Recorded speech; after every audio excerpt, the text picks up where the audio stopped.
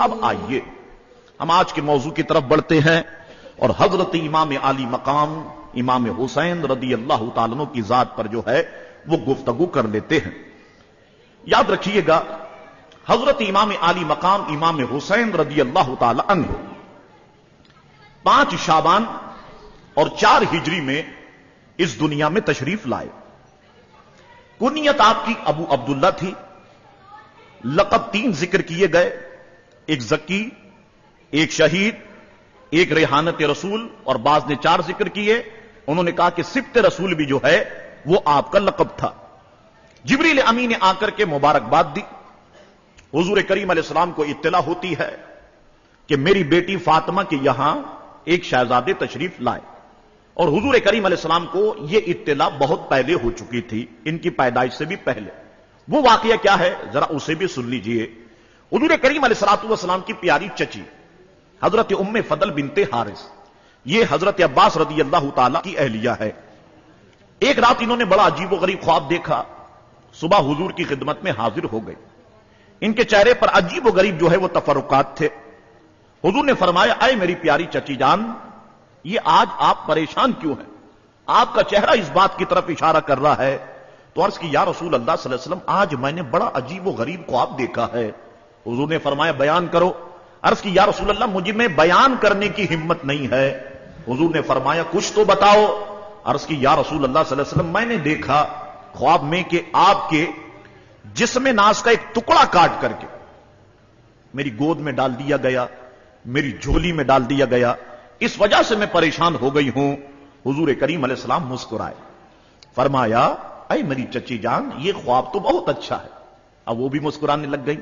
یا رسول اللہ صلی اللہ علیہ وسلم یہ خواب کیسے اچھا ہے؟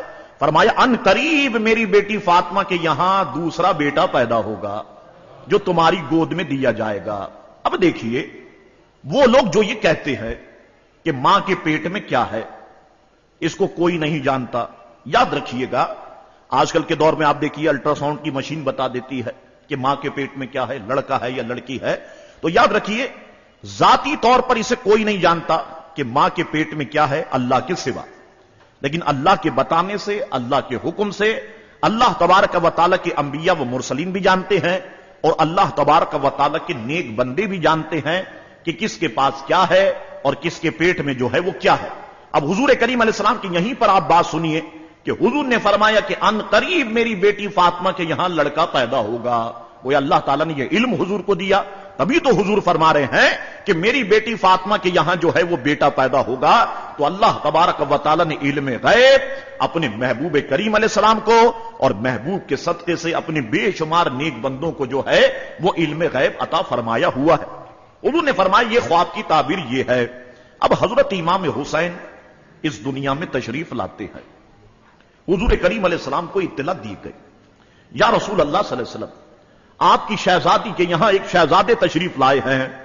حضور بہت خوش ہوئے اور حضور نے بہت جلدی تیز قدموں کے ساتھ حضرت فاطمہ کے گھر کی طرف چلنا شروع کر دیا۔ یاد رکھنا کسی بھی نانا کو اپنے نواسے سے اتنی محبت نہیں ہوگی یا اپنے نواسوں سے اتنی محبت نہیں ہوگی کہ جتنی کہ حضور کو اپنے نواسوں سے ہے، اور اس دنیا میں کسی بھی نواسوں کو اپنے نانا سے اتنی محبت نہیں ہوگی کہ جتنی کہ حسنین کریمین کو اپنے نانا نبی کریم علیہ السلام سے ہے۔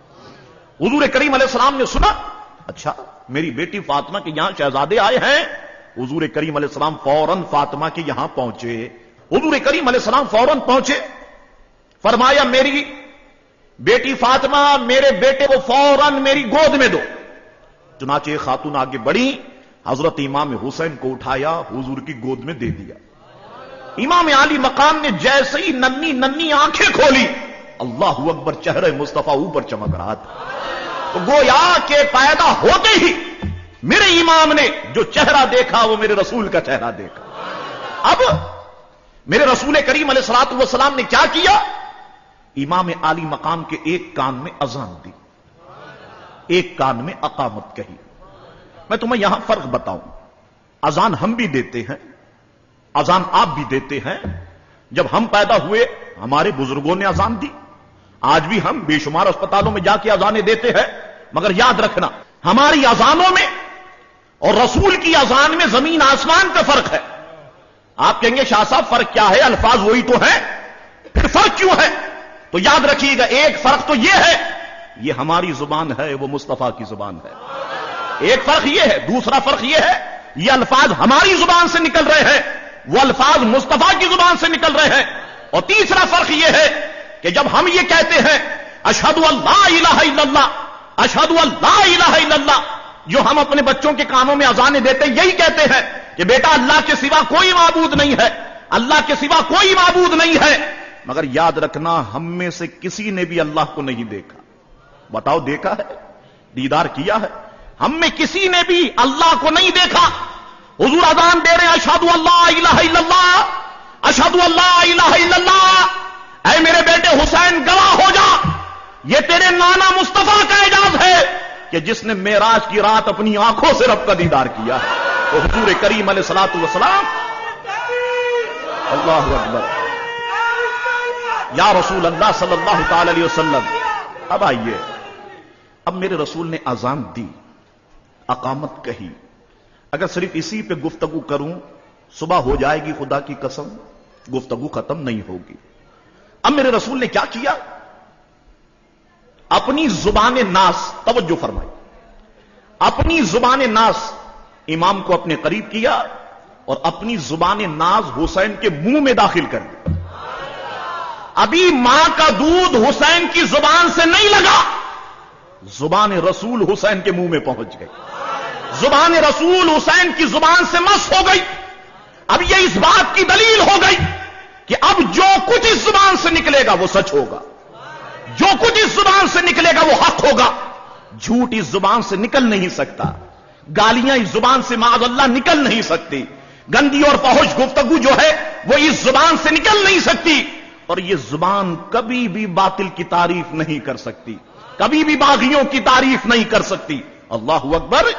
امام عالی مقام کے منہ میں اپنی زبان دے دی. حضور نے کیا دیا اور حسین نے کیا لیا، یہ تو دینے والے مصطفیٰ جانتے ہیں اور لینے والے حسین جانتے ہیں. اللہ اکبر. اس کے بعد سرکار کریم علیہ الصلوۃ والسلام نے نام وغیرہ رکھنے کے بعد 7 دن میں آپ کا عقیقہ کیا، سر ناز کے بال اتروائے اور بالوں کے وزن کے برابر چاندی جو ہے وہ سرکار کریم علیہ الصلوۃ والسلام نے صدقہ کی.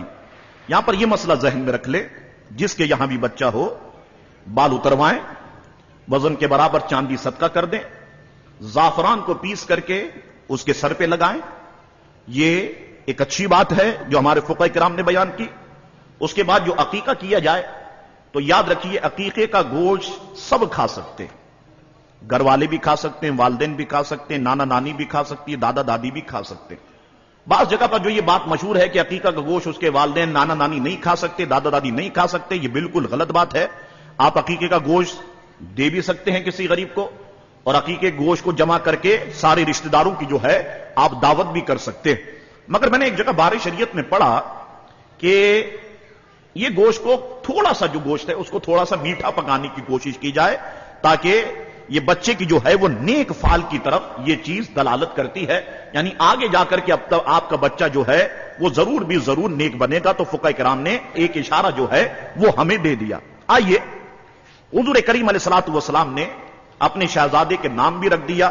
فرمایا کہ ہارون علیہ السلام کے دوسرے شہزادے کا نام شبیر تھا، میں اپنے شہزادے کا نام انہی کے نام پہ رکھتا ہوں. شبیر بھی سریانی زبان کا لفظ ہے اور جس کے عربی میں معنی ہوتے ہیں حسین، تو حضور نے اپنے شہزادے کا نام جو ہے وہ حسین رکھا. اب امام عالی مقام کی شان میں جو احادیث مبارکہ آئی ہیں ہم اس کی طرف بڑھتے ہیں. حضرت سیدنا ابن مرہ رضی اللہ تعالیٰ عنہ فرماتے کہ حضور نے فرمایا حسین منی وانا من الحسین، حسین مجھ سے ہیں، میں حسین سے ہوں.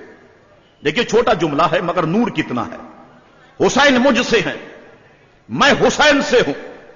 حسین کا ذکر میرا ذکر ہے، حسین کی تعریف میری تعریف ہے.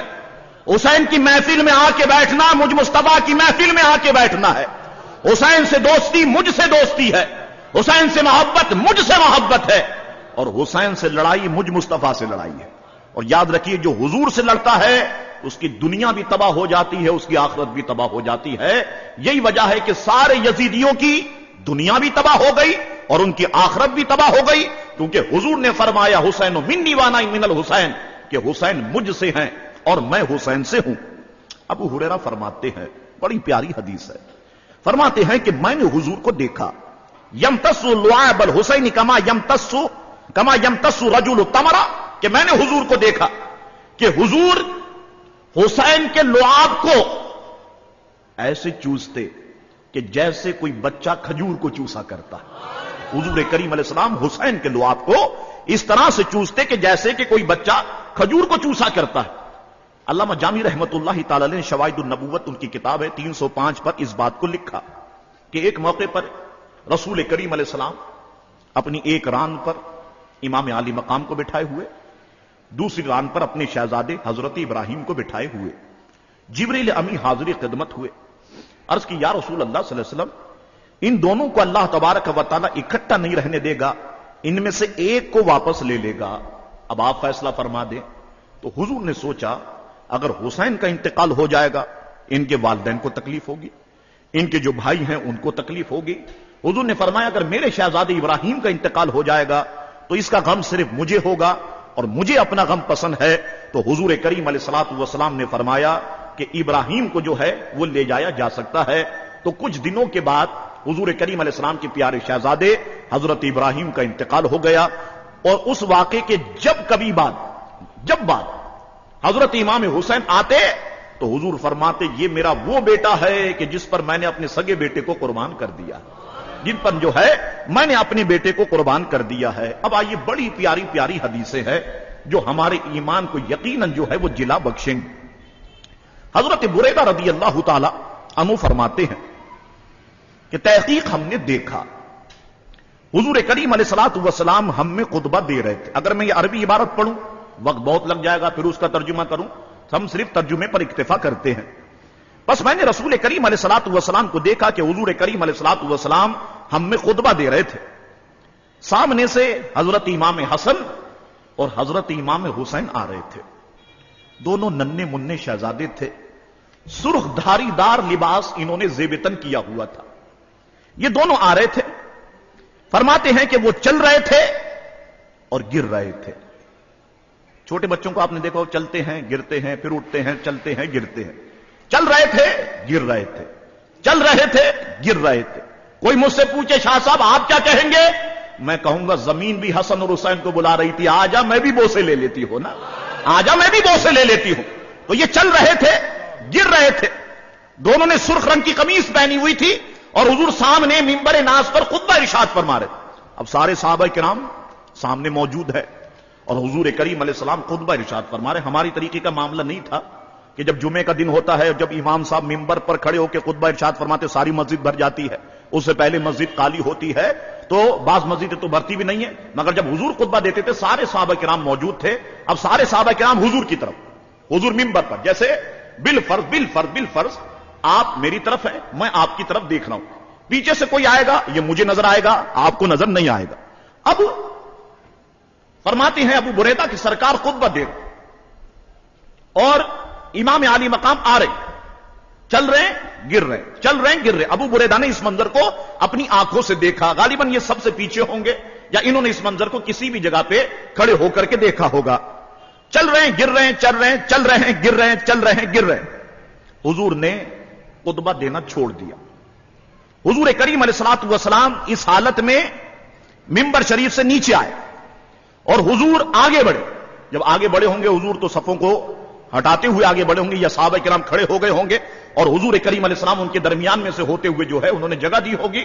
سرکار آگے بڑھے اور دونوں شہزادوں کو اپنے ہاتھوں سے اٹھا لیا، پھر اپنی منبر پہ تشریف لائے اور اپنی آغوش میں بٹھا لیا، منبر ہی پر اپنی گود میں بٹھا لیا۔ پھر حضور کریم علیہ السلام نے ارشاد فرمایا میرے غلاموں، آپ لوگوں سے خطاب کرتے ہوئے حضور نے فرمایا کہ تم حیران ہوگے کہ میں نے ایسا کیوں کیا۔ میں منبر پہ بیٹھا ہوا تھا، ادھر سے دونوں آ رہے تھے، گر رہے تھے، چل رہے تھے، میں اٹھا، میں نے خطبہ دینا چھوڑ دیا اور میں نے آگے بڑھ کر دونوں کو اٹھایا اور ابھی اٹھا کر کے ممبر پر اپنی گود میں بٹھا لیا.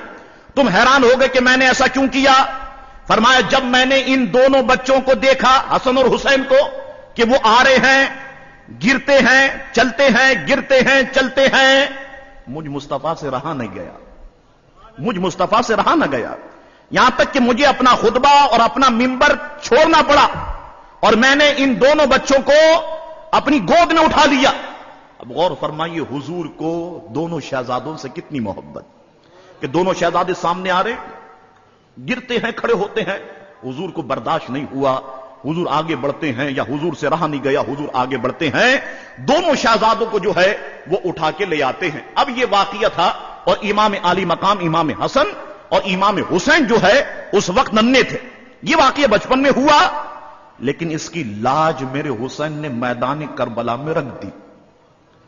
میدان کربلا میں اس کی لاج میرے حسین نے رکھ دی اور گویا ساری دنیا کو, مجھے, تمہیں, دنیا بھر کے مسلمانوں کو یہ پیغام دیا, اور اس حدیث کے پڑھنے والے مسلمانوں سنو, ایک وقت وہ تھا کہ جب میں گر رہا تھا, میرے رسول سے رہا نہیں گیا تھا, میرے نانا سے رہا نہیں گیا, وہ ممبر کو انہوں نے چھوڑ دیا, خطبے کو چھوڑ دیا, ہمیں اٹھا لیا, اپنی گود میں بٹھا لیا. اور آج ایک وقت یہ ہے میرے نانا کے دین کو گرانے کی سازش ہو رہی ہے, میرے نانا کے دین کو تباہ و برباد کرنے کی سازش ہو رہی ہے, میرے نانا کے مذہب کے جھنڈے کو نیچے گرانے کی سازش ہو رہی ہے. تو آج حسین اپنے نانا کے لیے, اس وقت نانا نے ہمارے لیے خطبہ اور ممبر چھوڑ دیا, ہمیں گود میں اٹھا لیا, آج حسین خود قربان ہو جائے گا, اپنے گھر والوں کو قربان کر دے گا, اپنے اہل بیت کو قربان کر دے گا. نانا خود قربان ہو جاؤں گا مگر آپ کے مذہب کے پرچم کو بلند کر دوں گا, آپ کے نام کو جو ہے میں بلند کر دوں گا. تو امام عالی مقام نے اس کی لاج جو ہے وہ میدان کربلا میں رکھ دی کہ خود تو ذبح ہو گئے مگر اسلام کے پرچم کو جھکنے نہیں دیا, اسلام کے پرچم کو جو ہے میرے امام نے گرنے نہیں دیا. آئیے آگے بڑھتے ہیں. ترمذی شریف کی حدیث ہے, اسامہ ابن زید فرماتے ہیں ایک رات میں حضور کی خدمت میں حاضر ہوا. حضور کریم علیہ السلام باہر تشریف لائے. حضور نے چادر مبارکہ اپنے جسم ناز پہ ڈالی ہوئی تھی. کوئی کام تھا, میں حضور کی خدمت میں حاضر ہوا. فرماتے ہیں کہ میں نے وہ کام حضور کی خدمت میں جس وقت پیش کرنا شروع کیا, وہ باتیں جب میں نے عرض کرنی شروع کی تو میں نے کیا دیکھا کہ حضور کی چادر میں یہ دونوں طرف سے کوئی چیز حرکت کر رہی تھی. میں بڑا پریشان ہوا کہ حضور کی چادر میں یہ کیسی چیز ہے جو حرکت کر رہی ہے. فرماتے ہیں جب میں کام سے فارغ ہوا تو میں نے عرض کی یا رسول اللہ ایک بات پوچھوں؟ فرمائے پوچھو. عرض کی یا رسول اللہ یہ آپ کی چادر میں کیا ہے؟ فرماتے حضور نے جب چادر کو کھولا میں نے کیا دیکھا, ادھر حسن لپٹے ہوئے تھے, ادھر حسین لپٹے ہوئے تھے. یہ دونوں حضور کریم علیہ الصلوۃ والسلام کو جو ہے وہ پکڑے ہوئے تھے. مگر یہاں پر حضور کی محبت دیکھیے. راوی فرماتے ہیں کہ رات کو میں حاضر ہوا, رات کو میں پہنچا اور رات کے وقت حضور تشریف لائے تو دونوں شہزادے حضور کے ساتھ. گویا حضور کو ان دونوں سے اتنی محبت تھی کہ حضور کریم علیہ السلام رات میں بھی اپنے شہزادوں کو جدا نہیں کرتے تھے, اپنے سے جو ہے سرکار کریم علیہ الصلوۃ والسلام جدا نہیں کرتے تھے.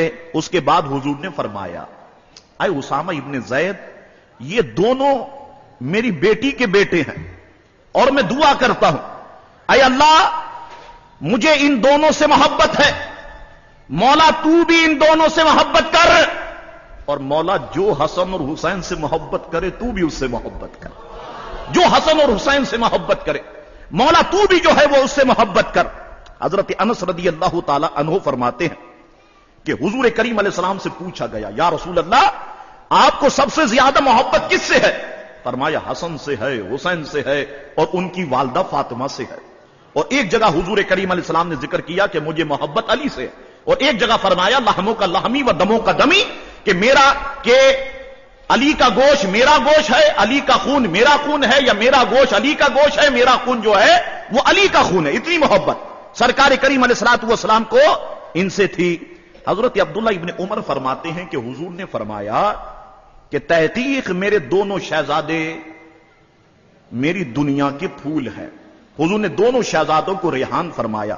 اور یاد رکھیے گا جنت کے اندر جو پھول ہیں ان کا نام بھی ریحان ہے، اور حضور کے جو پھول ہیں ان کا نام بھی جو ہے وہ ریحان ہے۔ اللہ اکبر، یہ شان ہے حضور کریم علیہ الصلوۃ والسلام کے یہ شہزادوں کی۔ بہت ساری حدیثیں ہیں کہ حضور کریم علیہ السلام نے ایک موقع پہ فرمایا کہ حسن اور حسین یہ جنتی جوانوں کے سردار ہیں، جنتی جوانوں، یاد رکھیے گا، حضور نے فرمایا حسن اور حسین جنتی جوانوں کے سردار ہیں۔ اب اس مجمع میں اگر کوئی بزرگ بیٹھے ہوں تو وہ حیرت کریں اور فخر کریں کہ ہمارا سردار پھر میدان محشر میں اور جنت میں کون ہے؟ یہ تو جو ہے نوجوانوں کے سردار ہو گئے، ہم تو بوڑھے ہیں، ہمارے سردار کون ہوں گے؟ تو میں اس کو ایک بڑے اچھے انداز سے سمجھا دیتا ہوں۔ حضور کی خدمت میں ایک بوڑھی عورت حاضر ہوئی، عرض کی یا رسول اللہ صلی اللہ علیہ وسلم کیا میں جنت میں جاؤں گی؟ حضور نے مسکرا کے فرمایا کوئی بھی بوڑھی جنت میں نہیں جائے گی۔ اب جب اس نے سنا تو رونے لگ گئی، حضور مسکرا دیے۔ یہ جو حضور کی مسکراہٹ کا باپ ہے نا، یہ اس کے اندر یہ بات ہے، حضور مسکرائے۔ اور میں نے آپ سے کہا تھا اس وقت کہ حضور کے سامنے کے جو دندان مبارکہ تھے اس میں تھوڑا گیپ تھا۔ ابو ہریرہ فرماتے، ام سلمہ فرماتی جب حضور مسکراتے تو اس میں سے نور کی کرنیں نکلتی تھی، اور سامنے والی دیوار ایسے چمکتی جیسے دن میں سورج کی روشنی میں چمکتی، وہ رات میں ایسے چمکتی۔ حضور مسکرائے۔ اس عورت نے عرض کی یا رسول اللہ آپ مسکراتے میں رو رہی ہوں۔ حضور نے فرمایا کوئی بھی بوڑھی جنت میں نہیں جائے گی، یعنی جتنی بھی بوڑھی ہوں گی وہ جوان ہو کر کے جنت میں جائیں گے، اور جتنے بھی بوڑھے ہوں گے وہ جوان ہو کر کے جنت میں جائیں گے۔ تو گویا یہ سب کے سردار حسن اور حسین جو ہے یہ سب کے سردار، تو اس لیے حضور نے فرمایا کہ یہ جنتی جوانوں کے سردار ہیں۔ اچھا آگے آئیے، ابو ہریرہ فرماتے، یہ بھی بڑی پیاری حدیث ہے کہ میں نے اپنی آنکھوں سے دیکھا اور کانوں سے سنا کہ حضور کریم علیہ السلام حضرت امام حسین کے ہاتھوں کو پکڑے ہوئے تھے، اور حسین کے پاؤں حضور کریم علیہ الصلوۃ والسلام کے مبارک قدموں پر تھے۔ گویا اس کو یوں سمجھو کہ سرکار کریم علیہ السلام محو استراحت ہے، لیٹے ہوئے، اور سرکار کریم علیہ الصلوۃ والسلام نے اپنے شہزادے کے ہاتھ پکڑے ہوئے، اور شہزادے نے اپنے دو پاؤں جو ہے رسول کریم علیہ الصلوۃ والسلام کے مبارک پاؤں پر رکھے ہوئے، اور اس کے بعد حضور کریم علیہ السلام فرما رہے ہیں اے ننھے مننے قدموں والے چڑھا، اے ننھے مننے قدموں والے چڑھا۔ فرماتے میں نے دیکھا وہ چڑھتے چڑھتے آگے بڑھے، ان کے پاؤں حضور کریم علیہ الصلوۃ والسلام کی جو ہے وہ سینہ مقدسہ پر آ گئے۔ امام حسین نے پاؤں سینہ مقدسہ پر رکھ لیے، بس میں نے پھر حضور کو دیکھا کہ حضور نے امام حسین کا منہ کھولا اور منہ کو چوم لیا اور عرض کی کہ اللہ تبارک و تعالی میں حسین سے محبت کرتا ہوں، تو بھی حسین سے محبت کر، میں حسین سے محبت کرتا ہوں، تو بھی جو ہے وہ حسین سے محبت کر۔ اچھا آئیے اب ایک اور حدیث دیکھیے اور اس کو سمجھیے۔ حضرت زید ابن زیاد فرماتے ہیں کہ رسول کریم علیہ الصلوۃ والسلام ام المومنین حضرت عائشہ صدیقہ رضی اللہ تعالیٰ عنہ کے گھر ناز سے نکلے تو آپ کا گزر جب حضرت فاطمہ کے دروازے سے ہوا تو حضور نے امام حسین کے رونے کی آواز سنی، رونے کی آواز سنی۔ اس کے بعد حضور کریم علیہ الصلوۃ والسلام نے دروازہ نوک کیا، اپنی شہزادی فاطمہ کو بلایا، فرمایا فاطمہ میرے بیٹے حسین کو رونے نہ دیا کر، جب حسین روتا ہے تو مجھ مصطفیٰ کو بہت تکلیف ہوتی ہے، جب حسین روتا ہے تو مجھ مصطفیٰ کو جو ہے وہ بہت تکلیف ہوتی ہے۔ یہ شان ہے امام عالی مقام امام حسین کی۔ اب خود اندازہ لگائیے کہ میدان بدر، میدان کربلا میں جس طریقے سے امام عالی مقام کو شہید کیا گیا تو کتنی تکلیف امام عالی مقام کو ہوئی ہوگی۔ تو انہوں نے تکلیف امام عالی مقام کو نہیں دی ہے، بلکہ انہوں نے تکلیف تو پیارے مصطفیٰ کریم علیہ الصلوۃ والسلام کو دی ہے۔ حضور امام عالی مقام کہ اب ہم اخلاق اور عادات و اطوار کی طرف آتے ہیں کہ وہ معاشرے میں کیسے تھے، غریبوں کے ساتھ کیسے تھے، ان کا رہن سہن کیسا تھا، ان کا چال چلن کیسا تھا، لوگ ان سے کتنی عزت کیا کرتے تھے، ہم اس کی طرف آتے ہیں۔ لیکن یہ ساری باتیں سوچنے سے پہلے صرف اس بات کو ذہن میں رکھیے گا کہ امام عالی مقام نے پرورش پائی تھی گودے رسول میں، پرورش پائی تھی گودے علی میں، پرورش پائی تھی گودے فاطمہ میں۔ یہ اتنے بڑے لوگ ہیں، ان کا اتنا بلند مقام ہے کہ ان کی گود میں پرورش پانے والا لازماً متقی اور پرہیزگاری ہوگا۔ اب ان کی سوسائٹی کے اندر معاشرے میں کتنی قدر و منزلت تھی اس کو دیکھتے ہیں۔ حضرت سیدنا امیر معاویہ رضی اللہ تعالیٰ عنہ نے اپنے دور میں ایک شخص کو مدینہ شریف بھیجا، فرمایا مدینہ شریف جاؤ اور امام حسین رضی اللہ تعالیٰ کی خدمت میں میرا یہ پیغام دے دو۔ تو وہ عرض کرنے لگا حضور جب ہم مدینہ شریف جاتے ہیں تو مسجد نبوی شریف میں بے شمار لوگوں کے حلقے لگے ہوتے ہیں، وہاں پر بے شمار بزرگ ہیں، تو میں حسین کو پہچانوں گا کیسے؟ تو امیر معاویہ نے فرمایا جب تم مسجد میں داخل ہو تو دیکھنا کہ ایک حلقہ ایسا ہوگا کہ ایک بزرگ ادھر رونق افروز ہوں گے ایک صاحب، اور لوگ ان کے سامنے بالکل ایسے بیٹھے ہوئے ہوں گے کہ جیسے کہ لوگوں کے سروں پر پرندے بیٹھے ہوئے ہوں، کہ جیسے ہی بندہ سر کو اٹھائے تو پرندے اڑ جائے، اتنی قدر و منزلت ان کی کرتے ہوں گے، بس سمجھ جانا وہی حلقہ حسین کا حلقہ ہے، وہی لوگ جو ہے حسین سے محبت کرنے والے اور حسین سے چاہنے والے، حسین کو چاہنے والے ہیں۔ واقعی وہ شخص پہنچتا ہے اور اس منظر کو دیکھتا ہے اور حضرت امیر معاویہ رضی اللہ تعالی عنہ کا پیغام جو ہے وہ آپ کو دیتا ہے۔ حضرت انس فرماتے ہیں کہ ایک دن میں امام حسین کے ساتھ بیٹھا ہوا تھا تو ایک کنیز نے آپ کو پھولوں کا ایک گلدستہ پیش کیا۔ امام علی مقام نے گلدستہ لیا اور اسے سونگا، سونگنے کے بعد فرمایا جاؤ تم اللہ کے راستے میں آزاد ہو۔ حضرت انس فرماتے ہیں کہ میں نے عرض کی کہ حضور یہ کنیز تو بہت خوبصورت تھی اور آپ نے اس کو آزاد کر دیا۔ فرمایا اللہ تعالیٰ فرماتا ہے جب تمہیں اچھا تحفہ پیش کیا جائے تو تم اس جیسا یا اس سے بہتر تحفہ پیش کرو، تو اب اس کے لیے اس سے بہتر تحفہ یہی تھا کہ میں اسے اللہ کے راستے میں آزاد کر دوں۔ تو امام علی مقام نے جو ہے اس کو آزاد کر دیا۔ اب اخلاق و ادوار کی طرف ہم آتے ہیں۔ ایک مرتبہ کہیں سے تشریف لے جا رہے تھے، سامنے چند غریب لوگ بیٹھے ہوئے کھانا کھا رہے تھے۔ اب غریبوں نے جب دیکھا کہ امام حسین تشریف لے جا رہے ہیں تو سارے غریب اٹھائے، حضور ہمارے ساتھ بھی دو چار نوالے کھا لیجئے۔ امام علی مقام آگے بڑھے، ان کے ساتھ بیٹھ گئے، کھانا کھایا۔ کھانے کے بعد فرمایا مجھے کھانے کی حاجت نہیں تھی، میں کھانا کھا چکا تھا، مجھے کھانے کی حاجت نہیں تھی، بس تمہاری خوشی کے لیے میں نے چند لقمے تمہارے ساتھ کھا لیے۔ جانتے ہو کیوں؟ فرمایا اس لیے کہ اللہ تعالیٰ فرماتا ہے کہ بے شک میں تکبر کرنے والوں کو پسند نہیں کرتا، بے شک میں جو ہوں وہ تکبر کرنے والوں کو پسند نہیں کرتا ہوں۔ امام زین العابدین جو امام علی مقام کے شہزادے ہیں فرماتے میں نے اپنے بابا جان کو دیکھا کہ میرے بابا جان کہ در پر کوئی بھی جب آیا تو وہ خالی ہاتھ نہیں گیا، میرے بابا جان نے ہر مسکین ہر محتاج کی جو ہے وہ جھولی کو بھر دیا۔ فرماتے ہیں وہ غریبوں کی خدمت کرنے میں اتنا آگے تھے، اتنا آگے تھے کہ وہ غریبوں اور محتاجوں کے دروازوں پر خود کھانا لے کر کے جاتے، بہت مشقت وہ اس معاملے کے اندر جو ہے وہ اٹھایا کرتے تھے۔ ابن عساکر نے ایک روایت، یہ مورخ ہے، انہوں نے ایک روایت بیان کی کہ حضرت امام حسین ایک دن نماز پڑھ رہے تھے، دروازے پہ دستک ہوئی اور کوئی آواز دینے والا آواز دیتا ہے میں مسکین ہوں، میں غریب ہوں، مجھے کچھ دیا جائے۔ امام علی مقام نے نماز ختم کی، نماز ختم کرنے کے بعد آئے، دیکھا کہ واقعی وہ بہت محتاج ہے۔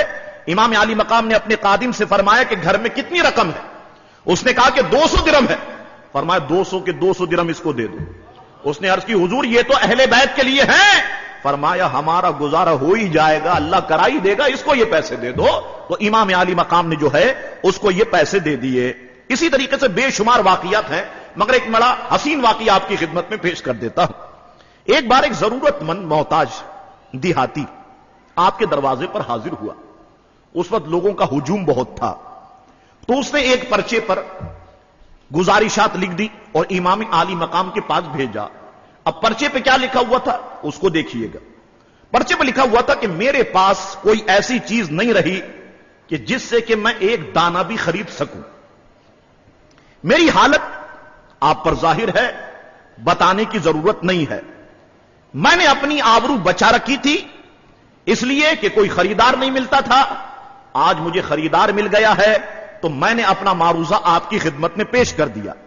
یہ پرچی اس نے بھیجی، جواب آنے میں تھوڑی سی دیر ہو گئی، لوگ موجود تھے، امام علی مقام ان سے ملاقات کر رہے تھے، ان کے مسئلے مسائل کو سن رہے تھے، جواب آنے میں تھوڑی سی دیر لگ گئی۔ اس نے پھر ایک پرچی لی، 4 مصرے لکھ کر کے بھیج دیے کہ جب میں لوٹوں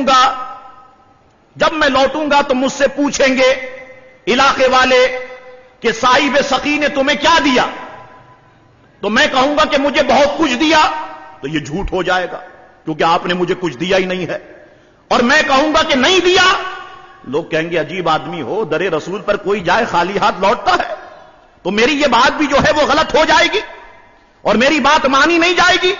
جب اس کی یہ پرچی آئی، امام علی مقام نے 10,000 درم کی ایک تھیلی بھیج دی، فرمایا اسے لے لے، اور اس کے جواب میں جو شاندار جملے کہے وہ بڑے پیارے۔ فرمایا تو نے جلدی کر دی، شور مچا دیا، جلدی مچا دی، تو ہم نے یہ تھوڑی سی قلیل سی رقم تجھے دے دی۔ 10,000 درم دینے کے باوجود کہتے ہیں ہم نے یہ قلیل سا حصہ تجھے دے دیا، اگر تم جلدی نہیں کرتے تو بے شمار مال و زر تمہیں دیتے۔ اب تم یہ سوچنا کہ ہم نے کسی کے پاس سوال کیا ہی نہیں اور کسی دینے والے نے ہمیں کچھ دیا ہی نہیں، تم بس یہ خیال کرنا اور یہاں سے چلے جانا۔ امام علی مقام اکثر یہ فرمایا کرتے تھے کہ مال کا سب سے بڑا مصرف یہ ہے کہ اس سے کسی کی عزت و آبرو محفوظ ہو جائے، یہ مال کا سب سے بڑا مصرف ہے۔ اور آج کے دور میں کیا مال کا سب سے بڑا مصرف یہ ہے کہ کسی کی عزت و آبرو کو چھین لیا جائے، لوٹ لیا جائے، تو لوٹ لیا جائے۔ تو آج کے دور کے اندر لوگوں کا ذہن یہ ہو گیا، مگر یاد رکھیے گا تعلیمات حسین یہ ہے کہ مال کا سب سے بڑا مصرف یہ ہے کہ اس سے کسی کی عزت و آبرو جو ہے وہ محفوظ ہو جائے۔ امام علی مقام اپنے دور میں سب سے زیادہ جینیس اور عبقری تھے، اور بے شمار لوگ آپ سے مسئلے مسائل جو ہے وہ معلوم کیا کرتے تھے۔ یہاں پر لکھا اکابر لکھنے والوں نے کہ ایک مرتبہ حضرت عبداللہ ابن زبیر رضی اللہ تعالیٰ عنہ کو دودھ پینے والے بچے کا وظیفہ مقرر کرنے میں کچھ مشکل پیش آئی، تو انہوں نے خط لکھا کہ بچے کا وظیفہ جو ہے وہ کب مقرر ہوتا ہے؟ تو امام حسین نے جواب دیا جیسے ہی بچہ ماں کے پیٹ سے پیدا ہوتے ہی آواز نکال دے اس کا وظیفہ مقرر کر دیا جاتا ہے۔ تو بچوں کے وظیفے عبداللہ ابن زبیر نے جو ہے وہ مقرر فرما دیے۔ سب سے زیادہ عبادت گزار تھے امام حسین رضی اللہ تعالی عنہ، اور عبادت کا یہ حال ہے کہ اپنے بھائی حضرت امام حسن کی طرح آپ نے 25 حج مدینہ شریف سے مکہ شریف تک گئے، اور 25 حج آپ نے اس طرح پیدل ادا فرما۔ 25 حج جو ہے امام علی مقام نے پیدل جو ہے وہ ادا فرما۔ یہ امام علی مقام کی سیرت ناز سے مختلف باتیں میں نے آپ کی خدمت میں پیش کر دی۔ اب آئیے آگے بڑھتے ہیں۔ امام علی مقام کی شہادت کی شہرت امام علی مقام کی پیدائش کے وقت سے ہی ہو گئی تھی۔ سب لوگوں کو معلوم ہو گیا تھا کہ یہ شہزادے میدان کربلا میں بڑی بے دردی کے ساتھ ذبح کر دیے جائیں گے۔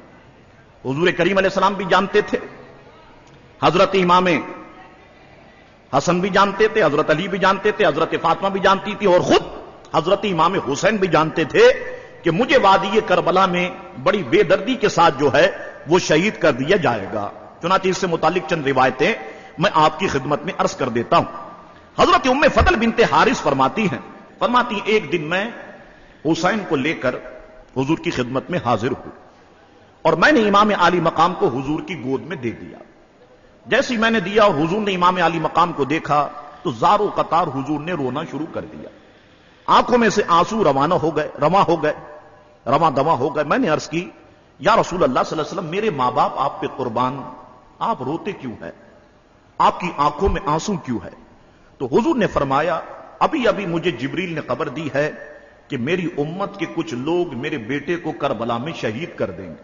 تو انہوں نے عرض کی یا رسول اللہ صلی اللہ علیہ وسلم، کیا آپ کے اس فرزند کو آپ کی امت کے کچھ لوگ میدان کربلا میں شہید کر دیں گے؟ حضور نے فرمایا ہاں، میری امت کے کچھ لوگ جو ہے میدان کربلا میں شہید کر دیں گے۔ ام المومنین حضرت عائشہ صدیقہ فرماتی ہے کہ حضور کریم علیہ الصلوۃ والسلام نے فرمایا کہ میرا بیٹا حسین ارض طف میں، یہ کربلا کے قریب ایک وادی ہے، ارض طف میں جو ہے قتل کر دیا جائے گا۔ تو میں نے عرض کی یا رسول اللہ، کیا آپ کے شہزادے کو لوگ قتل کر دیں گے؟ حضور نے فرمایا ہاں، میرے شہزادے کو لوگ قتل کر دیں گے۔ حضرت انس رضی اللہ تعالیٰ عنہ فرماتے ایک دن بارش برسانے والے فرشتے نے اللہ سے اجازت لی اور وہ زمین پہ آیا۔ حضور کریم علیہ السلام کی خدمت میں جیسے ہی وہ حاضر ہوا تو حضور کریم علیہ السلام کی گود میں امام حسین بیٹھے ہوئے تھے اور سرکار ان کو بوسے دے رہے تھے۔ تو انہوں نے فرشتے نے عرض کی یا رسول اللہ صلی اللہ علیہ وسلم، کیا آپ کو حسین سے بہت محبت ہے؟ فرمایا ہاں بہت محبت ہے۔ عرض کی یا رسول اللہ، آپ کے اس شہزادے کو آپ کی امت کے کچھ لوگ میدان کربلا میں شہید کر دیں گے۔ اور پھر اس فرشتے نے کربلا کی مٹی بھی دی۔ سرکار کریم علیہ السلام نے وہ مٹی حضرت عائشہ کو نہیں دی بلکہ حضرت ام سلمہ کو دی۔ کیوں دی؟ हुजूर की निगाह नबूवत देख रही थी कि उस वक्त मदीने शरीफ में सिर्फ हजरत उम्मे सलमा रहेंगी। ये मट्टी दी और मट्टी देने के बाद फरमाया, ऐ मेरी अहलिया सलमा, जब ये मट्टी सुर्ख हो जाए तो समझ जाना कि मेरे शहजादे को मैदान करबला में शहीद कर दिया गया है। हजरत इब्ने साद फरमाते हैं कि जंग सिफ़ीन का मौका था। हजरत अली करम अल्लाह वजुल करीम गुजरे मैदान करबला के करीब से, वादी नैनवा भी इसको कहते हैं, और पहले तो इन इलाकों को कोई नहीं जानता था, मगर जब से इराक की और अमेरिकन की जंग हुई है तो उस वक्त से सारे अमेरिकन के जहन में भी ये सारे इलाके आ चुके हैं, ये सारे नाम आ चुके हैं, और आज दुनिया जानती है कि नैनवा किसको कहते हैं, करबला किसको कहते हैं, तफ किसको कहते हैं, और इसी तरीके से दीगर मुकद्दस मुकामात जो है वो किसको कहते हैं, ये सारी दुनिया जान चुकी है। नैनवा, इसके करीब ही हजरत सैयदना यूनुस अलैहिस्सलातु वस्सलाम का मजार शरीफ भी है। बाज मौरिकीन ने यह कौल भी कहा है। अब तवज्जो फरमाइए कि हजरत अली करम अल्लाह वजुल करीम सिफ़ीन के मौके पर यहां से गुजरे, एक वादी के पास रुके, फरमाया ये बताओ कि इस वादी को क्या कहते हैं। लोगों ने कहा हुजूर इसे करबला कहते हैं। जैसे ही सुना वहीं पर बैठ गए, ज़ारो कतार रोते रहे। लिखने वाले लोग लिखते हैं कि इतना रोए आपका दामन गीला हो गया और वो जमीन का वो हिस्सा आंसुओं से तर हो गया। ज़ारो कतार रोते रहे। तो लोगों ने अर्ज की कि हुजूर आप रोते क्यों हैं? फरमाया यहां मेरे बेटे हुसैन को और मेरे खानदान के दीगर जवानों को जो है वो बड़ी बेदर्दी के साथ शहीद कर दिया जाएगा। जमीन भी उन पे रोएगी और आसमान भी उन पे रोएगा। तो ये सारे बुजुर्ग जानते थे कि इमाम आली मकाम को बड़ी बेदर्दी के साथ मैदान करबला में शहीद कर दिया जाएगा। अब चंद बातें जरा गौर से सुनिएगा। पहली बात तो ये कि बाज वहाबी देवबंदी लोग ये कहते हैं कि जब हुजूर करीम अलैहिस्सलातु वस्सलाम को मालूम था कि उनके बेटे हुसैन को मैदान करबला में शहीद कर दिया जाएगा, तो रसूल करीम अलैहिस्सलाम ने अपने शहजादे हुसैन की मदद क्यों नहीं की? जब हुजूर करीम अलैहिस्सलाम अपने बेटे को नहीं बचा सकते तो तुम जो नारे लगाते हो या रसूल अल्लाह के, तो तुम्हें हुजूर कैसे बचा सकते हैं? जब अपने बेटे को नहीं बचा सकते तो याद रखिएगा हुजूर करीम अलैहिस्सलाम बचाना चाहते, बचा सकते थे, मगर हुजूर करीम अलैहिस्सलाम ने बचाने की कोशिश नहीं की। और कोई भी बुखारी, मुस्लिम, मिशकात, इब्ने माजा, मौता इमाम मोहम्मद, इमाम मालिक, तिरमिजी, ये सारी हदीसों की किताब उठा ले, कहीं भी मेरी नजर से कोई ऐसी हदीस नहीं गुजरी कि हुजूर ने दुआ की हो, ऐ अल्लाह तबारक व तआला ये मेरा लाडला बेटा है हुसैन, ऐ अल्लाह तबारक व तआला इसे मैदान करबला में शहीद होने से बचा ले।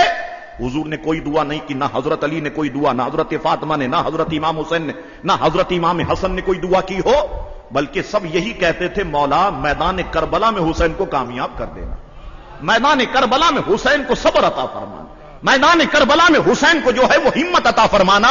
तो रसूल बचाना चाहते तो बचा सकते थे, मगर बचाने की कोशिश नहीं की। इसको यूं समझो कि एक शख्स डूब रहा हो दरिया में, आपके पास कश्ती भी हो, आपको तैरना भी आता हो, सब कुछ आपके पास हो, और वो आवाज लगाए बचाओ बचाओ बचाओ, आप बचाने के लिए नहीं जाएं, और कुछ लोग बाद में आन करके ये कहें कि साहब देखो इन्होंने बचाया नहीं, इनको बचाने की ताकत ही नहीं थी। तो याद रखिएगा ताकत थी, सारे असबाब थे, मगर नहीं बचाया। तो बचाना चाहते तो बचा सकते थे, मगर इन्होंने नहीं बचाया।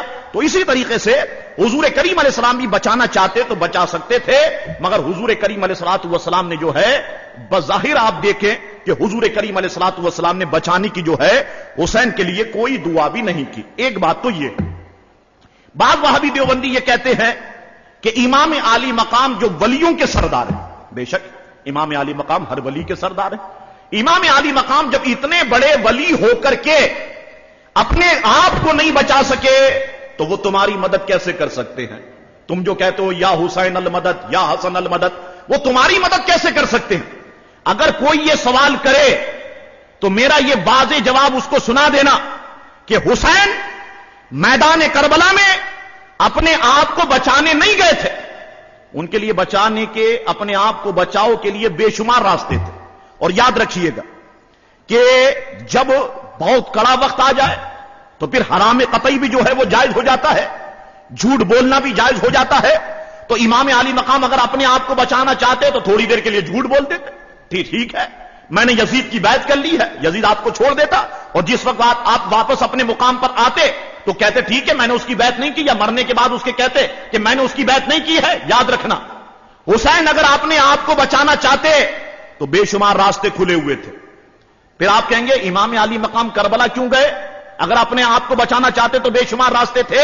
تو یاد رکھیے گا حسین کربلا اس لیے گئے کہ وہ میدان کربلا میں اپنے آپ کو بچانے نہیں گئے تھے بلکہ اپنی جان دے کر کے اسلام کو بچانے گئے تھے. اپنی جان دے کر کے اسلام کو بچانے گئے تھے. یہاں پر جتنے لوگ بیٹھے میں آپ سے پوچھتا ہوں بابا سے بلند مجھے بتائیے گا حسین کی قربانی سے اسلام بچا یا نہیں؟ حسین کے خون سے اسلام بچا یا نہیں؟ ان کی قربانیوں سے اسلام بچا یا نہیں؟ اب بھی اگر کسی کے بات سمجھ میں نہ آئے میں اور آسانی سے سمجھا دیتا ہوں. مجھے بتائیے ایک نوجوان کا ایکسیڈنٹ ہوتا ہے, ٹھیک ہے, آپ اسے لے کے گئے لیاقت میں یا آغا خان میں. ڈاکٹر نے چیک کیا, کہا اس کے اندر خون کی کمی ہے. اب مجھے بتائیے کوئی مریض ہو اس کے اندر بلڈ کی کمی ہو, کیا ڈاکٹر اس کے اندر ہر کسی کا خون چڑھا دے گا؟ بولو, گائے بھینس بکری بکرے کا خون اس میں چڑھ سکتا ہے؟ ہر انسان کا خون اس میں چڑھ سکتا ہے؟ ایسا نہیں ہوتا. ڈاکٹر خون نکال کے ٹیسٹ کرتا ہے کس گروپ کا خون ہے, اے نیگیٹو ہے, اے پازیٹو ہے, او نیگیٹو ہے, او پازیٹو ہے. اب بالفرض مریض کا باپ آتا ہے, ڈاکٹر صاحب یہ میرا بیٹا ہے, میرا خون اس میں ڈالیں, کیا پتا کہ اس میں زندگی آ جائے, اس کی نبضیں چلنا شروع ہو جائیں, اس کا رنگ جو ہے وہ سرخ ہو جائے, اس کے چہرے کا پیلا پن دور ہو جائے. ڈاکٹر خون نکال کے ٹیسٹ کرتا, کہتا نہیں بڑے صاحب آپ کا گروپ اس کے گروپ سے نہیں ملتا, آپ جا سکتے. باپ کہتا ہے ڈالے تو صحیح. ڈاکٹر کہتا نہیں پھر زندگی نہیں بلکہ موت آ جائے گی, تمہارا گروپ اس کے گروپ سے نہیں ملتا. مریض کی ماں آتی ہے, ڈاکٹر صاحب میرا خون ٹیسٹ کریں, کیا پتا میرا گروپ اس کے گروپ سے ملتا ہو. ڈاکٹر خون ٹیسٹ کر کے کہتا ہے نہیں تمہارا گروپ بھی اس کے گروپ سے نہیں مل سکتا, تم بھی جا سکتی ہو. اب اتنے میں مریض کا بھائی آتا ہے, ڈاکٹر صاحب میرا بلڈ ٹیسٹ کرے, کیا پتا کہ میرا خون اس کے خون سے ملتا ہو. ڈاکٹر خون نکال کے ٹیسٹ کرتا ہے, نتیجے پہ پہنچ جاتا ہے جو بھائی میں ہے وہی مریض میں ہے. اس سے نکال کے اس میں ڈالا جائے گا, زندگی آ جائے گی, نبضیں چلنا شروع ہو جائیں گے, چہرے پر سے پیلا پن جو ہے وہ دور ہو جائے گا, سرخی آ جائے گی. یہاں پر بیٹھنے والے سنی مسلمانوں یاد رکھو سن 60 کا دور تھا, اسلام کی شکل پھیکی پڑ گئی تھی جب یزید خبیث مسند خلافت پر بیٹھا تھا, مسند اقتدار پر بیٹھا تھا. ایسا لگتا تھا کہ اسلام کی رگوں میں سے خون نکال دیا گیا ہو, اسلام کا چہرہ پیلا پڑ گیا تھا, اسلام کے دل نے حرکت کرنا بند کر دی تھی. اسلام سے پوچھا گیا اسلام تجھ میں کس کا خون چاہیے, تیرے چہرے پر رونق آ جائے, تیرا دل حرکت کرنے لگ جائے, تیرے جسم کی نبضیں جو ہے چلنا شروع ہو جائے. اسلام بول اٹھا کیا دیکھتے ہو, اسی کا خون چاہیے جس میں خود مصطفیٰ کا خون دوڑ رہا. تو قدرت باری تعالیٰ نے یا رسول اللہ صلی اللہ تعالی وسلم, تو قدرت باری تعالیٰ نے انتخاب کیا امام علی مقام امام حسین کا. امام حسین نے اپنا خون دے کر کے اسلام کو بچا لیا. یاد رکھیے گا جب کبھی بھی اسلام کو بچانے کی بات ہوگی خون حسین کا ہی چاہیے ہوگا. ذہن میں رکھیے, جب کبھی بھی اسلام کو بچانے کی بات ہوگی خون حسین کا چاہیے ہوگا, خون سادات کا چاہیے ہوگا. کیونکہ اسلام کے اندر جو خون دوڑ رہا ہے یہ مدینے والے مصطفیٰ کا خون دوڑ رہا ہے, اور اسلام کو وہی بچا سکتا ہے جس کے جسم میں مصطفیٰ کا خون دوڑ رہا. یاد رکھیے گا میری اس بات کو, انشاءاللہ تبارک و تعالی کسی بھی جگہ پر جو ہے وہ یہ باتیں کام دے گی. تو امام علی مقام نے اپنا خون دے کر اسلام کی آبیاری کر دی. اب میں ایک اور آپ کی خدمت میں معلوماتی باتیں بتا دیتا ہوں. امام علی مقام نے 5 شادیاں کی, 5 نکاح آپ نے کیے, 5 آپ کی ازواج ہوئی, اور 6 آپ کی اولاد ان ازواج سے ہوئی. آپ کی اہلیہ میں ایک حضرت شہر بانو ہے, ایک حضرت معظمہ لیلا ہیں, ایک حضرت رباب ہیں, ایک حضرت ام اسحاق ہیں, اور ایک حضرت قفائیہ رضی اللہ تعالی عنہن ہیں. اور اولاد میں حضرت امام زین العابدین ہیں, ان کا ایک نام علی بھی ہے, حضرت علی اکبر ہے, حضرت عبداللہ ہے, اور ان کا ایک نام علی اصغر بھی ہے.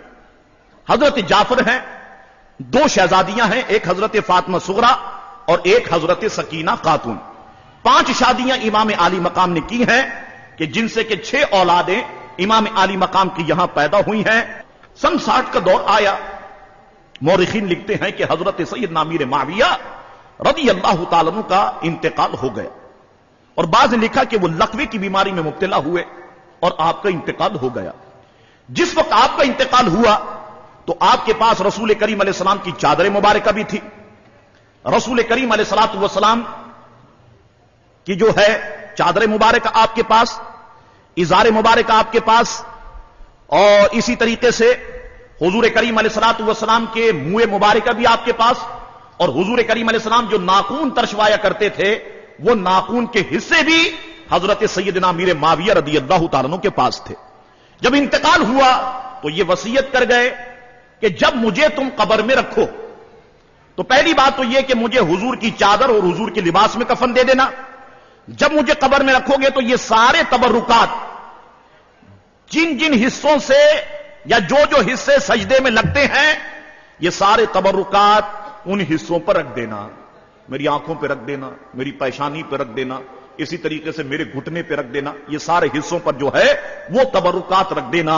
اور فرمایا کہ میں جس مقام پر جانے والا ہوں اس مقام کے لیے یہ بہت اچھے ساتھی ہیں، یہ بہت پیاری چیزیں ہیں اس مقام کے لیے. تو برادران اسلام یاد رکھیے، یزید کو یہیں سے سوچنا چاہیے تھا کہ حضور سے چھو جانے والی چیزوں کا جب ان کے والد اتنا ادب و احترام کرتے تھے تو جو حضور کے لخت جگر ہیں ان کا کتنا ادب و احترام کرتے ہوں گے. اگر وہ اس کو سمجھتا تو شاید وہ کامیاب ہوتا، مگر اس نے سمجھا نہیں، وہ تباہ و برباد ہو گیا. سن 60 کا دور آیا، یہ مسند اقتدار پر بیٹھ گیا. میں نے آپ سے کیا کہا تھا شروع میں؟ حضرت امام حسن اور حضرت امیر معاویہ میں صلح ہوتی ہے، اور شرط پہلی یہ ہوتی ہے کہ ابھی حضرت امام حسن جو ہے وہ خلافت چھوڑتے ہیں، حضرت امیر معاویہ کو خلیفہ بنایا جاتا ہے جب تک یہ زندہ ہیں. اگر بالفرض ان کا انتقال ہو جاتا ہے تو واپس خلیفہ جو ہوں گے وہ حضرت امام حسن ہوں گے. اب مجھے بتائیے، امام حسن کا بھی انتقال ہو چکا ہے تو اب خلافت کا حق کس کا تھا؟ امام علی مقام کا تھا. امام علی مقام مسند خلافت پر متمکن ہونا چاہیے تھا.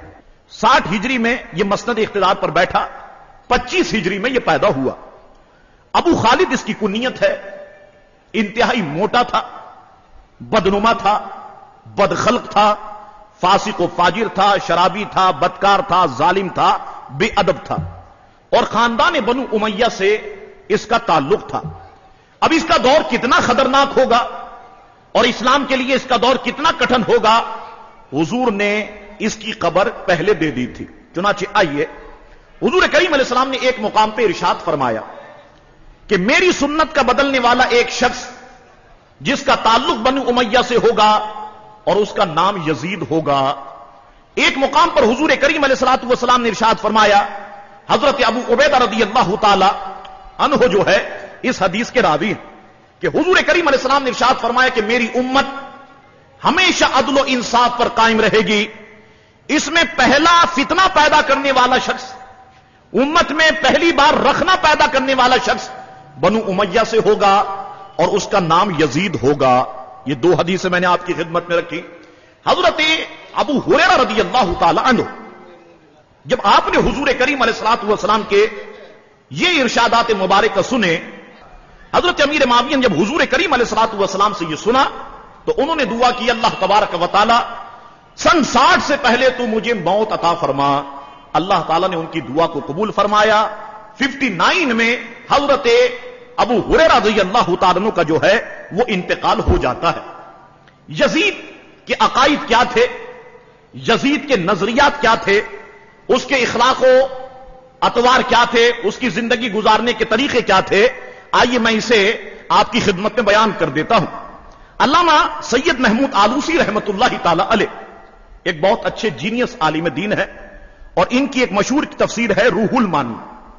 اس کے اندر انہوں نے یزید کے اشعار لکھے کہ جو وہ اپنی محفلوں میں سنایا کرتا تھا. سنیے آپ اس کا عقیدہ و نظریہ کیا تھا، اس کو بھی اپنے ذہن میں بٹھائیے.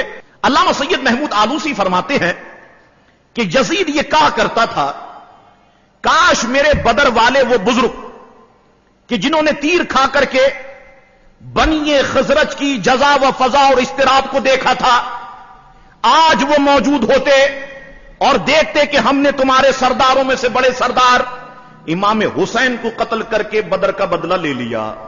اگر میرے وہ بزرگ، وہ لوگ کہ جو بنی خزرج کی جزا و سزا اور اضطراب کو جنہوں نے دیکھا تھا، آج وہ موجود ہوتے اور ہم نے جو امام علی مقام کو شہید کیا ہے وہ اگر اس منظر کو دیکھتے تو یقیناً یہی کہتے کہ ہم نے بدر کا بدلہ لے لیا ہے.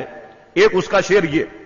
ایک مقام پر وہ کہتا تھا کہ اس خوشی کے مارے وہ ضرور بآواز بلند پکار کر کے کہتے کہ اے یزید تیرے ہاتھ شل نہ ہو. اور ایک مقام پر وہ کہتا ہے کہ میں اولاد خندق سے نہیں ہوں، اگر میں اولاد احمد سے ان کے بدلے کا جو ہے ان کا بدلہ نہ لے لوں کہ جو انہوں نے ہمارے ساتھ کیا ہوا ہے. ایک مقام پر علامہ آلوسی فرماتے ہیں کہ وہ یزید شراب بہت پیا کرتا تھا، تو لوگوں نے اس سے کہا کہ شراب تو دین اسلام میں حرام ہے، دین محمدی میں حرام ہے. تو یزید کہا کرتا تھا پھر دین عیسیٰ پر پی لو. اگر دین محمدی میں حرام ہے، دین مصطفیٰ کریم میں حرام ہے. اور ایک جگہ پر وہ کہتا تھا کہ دیکھو خدا نے شراب پینے والوں کے بارے میں یہ نہیں فرمایا وَيْلٌ لِّلشَّارِبِينَ، یعنی خرابی ہے شراب پینے والوں کے لیے، بلکہ اللہ نے نماز پڑھنے والوں کے بارے میں فرمایا وَيْلٌ لِّلْمُصَلِّينَ، یعنی خرابی ہے نماز پڑھنے والوں کے لیے. یاد رکھیے اس کا اگلا جملہ یہ ہے ان لوگوں کے لیے خرابی ہے جو اپنی نمازوں کو بلا بیٹھے. معاذ اللہ ثم معاذ اللہ، اس کا یہ عقیدہ تھا. حاکم عثمان بن محمد بن ابو سفیان کے دور کے اندر یہ بات ہے کہ جس وقت یہ مدینہ شریف کے اندر تھے تو انہوں نے سنا کہ لوگ یزید کی برائیاں کر رہے ہیں، اور یزید تھا ہی برائی کے لائق. تو انہوں نے کیا کیا، عبداللہ ابن حنظلہ انصاری کو اور حضرت منذر ابن زبیر کو کہا کہ تم جاؤ اور جا کر کے خود یزید کے حالات دیکھو کہ یزید جو ہے وہ کیسا آدمی ہے، اور پھر یہاں آ کر کے ہمیں بتاؤ. اب یہ جانتے تھے کہ جب یہ یزید کے پاس جائیں گے تو یزید لازماً انہیں پیسے دے گا، روپیہ دے گا، اور جب یہ واپس آئیں گے تو یہ یزید کی تعریفیں کریں گے. چنانچہ واقعی جب یہ دونوں لوگ گئے اور یزید کے دربار میں جب پہنچے انہوں نے یزید کے سارے منظر کو دیکھا، وہ کیا کرتا ہے، اس کی حرکتیں کیا ہیں. اور جب یہ جانے لگے تو حضرت عبداللہ ابن انصاری کو یزید نے 1,00,000 درہم دے دیے، اور ان کے ساتھ جو دوسرے صاحب تھے اسے بھی پیسے دے دیے. اپنے دل میں یہ خیال کیا کہ یہ لوگ وہاں جا کر کے میری تعریف کریں گے. مگر یہ لوگ جب مدینہ شریف لوٹے تو واضح الفاظ میں مدینہ شریف کے لوگوں سے کہا کہ یزید کے پاس ہم گئے، وہ تو بالکل بے دین ہے، شراب پیتا ہے، تنبورے بجاتا ہے، اس کے سامنے کنیزیں باجے بجاتی ہیں، کتوں سے کھیلتا ہے، رات بدماشوں اور چوروں کی گروہ میں جنگی کہانیاں بیان ہوتی ہے. ہم تمہیں گواہ کر کے کہتے ہیں کہ ہم نے اس کی بیعت کو توڑ دیا ہے. حضرت نوفل بن فرات فرماتے ہیں کہ حضرت عمر بن عبدالعزیز کے دور میں ایک شخص نے یزید کو رضی اللہ تعالیٰ عنہ کہا تو حضرت عمر بن عبدالعزیز نے اس کے 20 کوڑے اس کی پیٹھ پہ لگائے. فرمایا یہ کیا تو بکواس کرتا ہے کہ یزید کو تو نے جو ہے وہ رضی اللہ تعالیٰ عنہ کہا ہے. اب ہو سکتا ہے کہ کوئی شخص یہ کہے یہ تو آلوسی نے کہا، یہ تو جناب انہوں نے کہا، یہ تو جناب انہوں نے کہا. آپ ان کے گھر کی گواہی پیش کریں تو چلیے آئیے ہم ان کے گھر کی گواہی بھی جو ہے اس کے گھر کی گواہی پیش کر دیتے ہیں. یاد رکھیے گا باپ کو سب سے زیادہ اس کی اولاد جانتی ہے، باپ کو سب سے زیادہ اس کی اولاد جانتی ہے کہ ہمارا باپ کیسا ہے. آئیے یزید کے 14 بیٹے تھے. ایک بیٹے کا نام اس نے اپنے والد کے نام پر رکھا معاویہ، اب پورا نام ہو گیا معاویہ بن یزید. جب اس کا یزید جب مرا اور جب یزید کے یہ لڑکے جب اقتدار پر بیٹھے تو یہ بڑے کہتے ہیں بعض مورخین نے کہ یہ نیک آدمی تھے.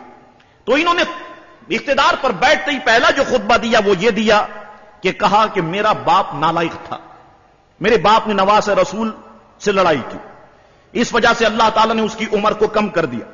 وہ اپنی قبر میں گناہوں کے وبال میں گرفتار ہو گیا اور پھر رویا اور کہنے لگا کہ ہم پر سب سے زیادہ گناہ اس کی بری موت ہے اور اس کا برا ٹھکانہ ہے کہ اس نے رسول کے خاندان والوں کو قتل کیا، شراب کو اس نے حلال کیا اور کعبہ شریف کو اس نے نقصان پہنچانے کی کوشش کی. تو یزید ایسا فاسق و فاجر آدمی تھا کہ جس نے اپنے دور میں زنا کو عروج دیا، بہن بھائیوں کے نکاح ہونے لگ گئے.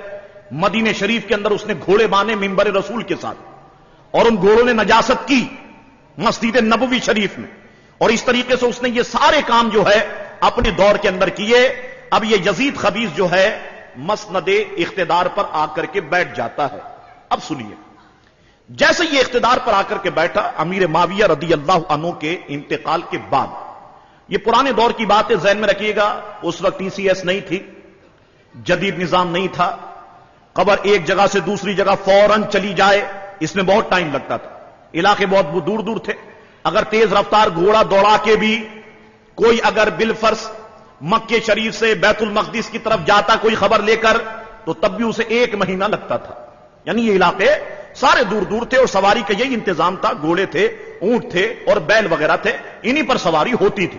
اس دور کے اندر یہ جدید نظام جو ہے وہ نہیں تھا.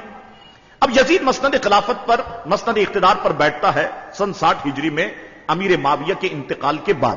مختصراً میں پوری تاریخ آپ کے سامنے رکھ دیتا ہوں, جہاں ضرورت پڑے گی تفصیل کی تو آپ کو اس طرف لے کر کے آؤں گا.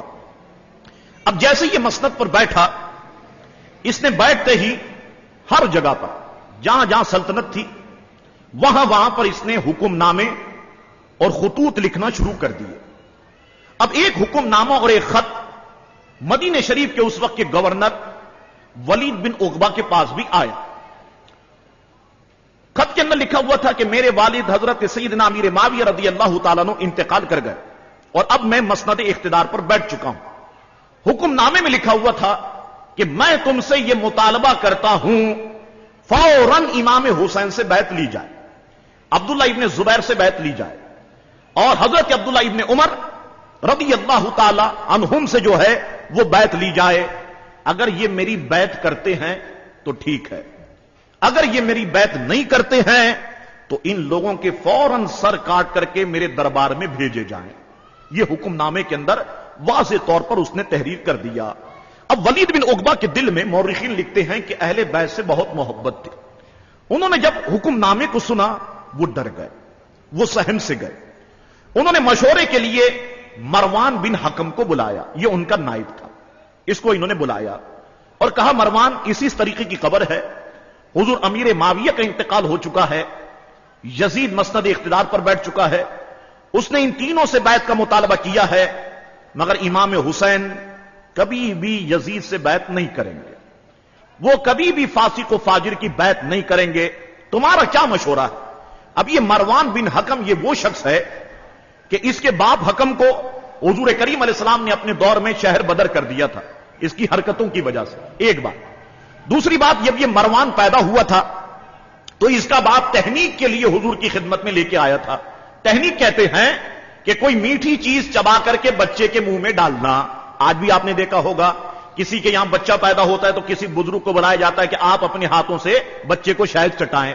تو پرانے دور میں تحنیک اس کو کہتے تھے کہ اپنے منہ میں میٹھی چیز کھجور وغیرہ چبائی جاتی تھی, کوئی بزرگ چباتے تھے اور اسے نکال کر کے بچے کے تالو سے لگا دیا کرتے تھے, تو اسے ایک اچھی چیز سمجھا جاتا تھا.